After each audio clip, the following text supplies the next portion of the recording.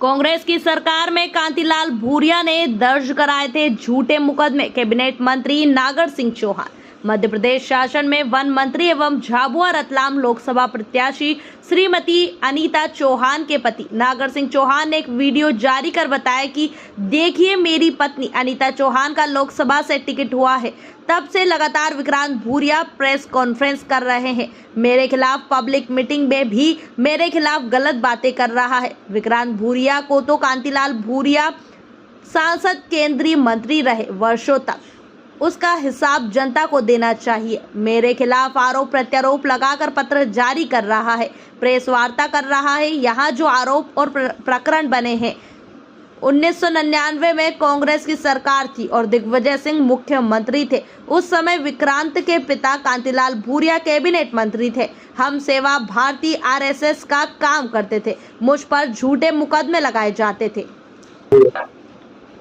देखिए, विक्रांत भूरिया जब से मेरी धर्मपत्नी अनीता चौहान का लोकसभा का टिकट हुआ है, जब से वो लगातार प्रेस कॉन्फ्रेंस कर रहा मेरे खिलाफ और पब्लिक की मीटिंग में भी मेरे खिलाफ अनर्गल बातें कर रहा है।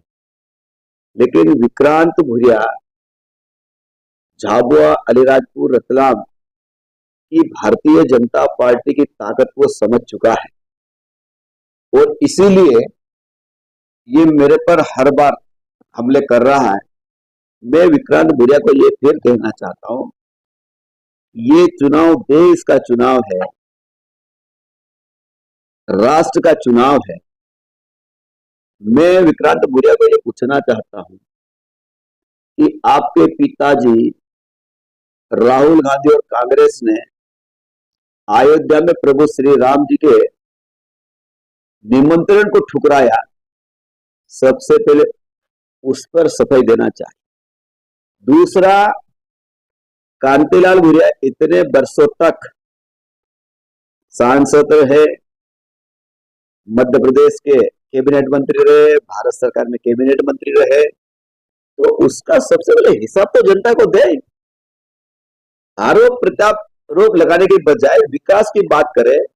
और फिर मैं कहना चाहता हूं कि आज मेरे खिलाफ वो आरोप लगाकर पत्रक जारी कर रहा है, प्रेस वार्ता कर रहा है।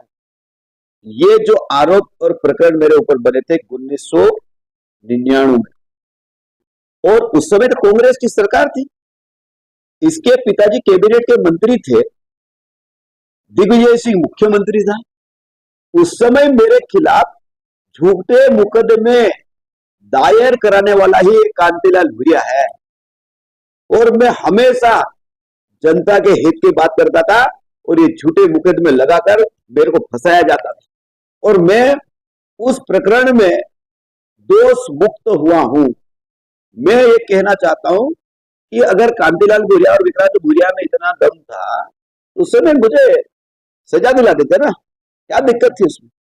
लेकिन झूठा प्रकरण लगाकर भारतीय जनता पार्टी के कार्यकर्ता खिलाफ नहीं, ऐसे मेरे जैसे कई कार्यकर्ताओं के ऊपर इन्होंने अलीराजपुर में झूठे मुकदमे दायर करते हो कि हम भारतीय जनता पार्टी का उस समय काम करते थे और भारतीय जनता पार्टी का झंडा बुलंद करते थे, इसलिए इस प्रकार के झूठे, क्योंकि इनकी कहीं ना कहीं उस समय भी जमी खसर करी, क्योंकि उस समय यहाँ पर अलीराजपुर जिले और झाबुआ जिले में सेवा भारती का हम लोग काम करते थे, संघ का काम करते थे, तो इनको वो बर्दाश्त नहीं होता था।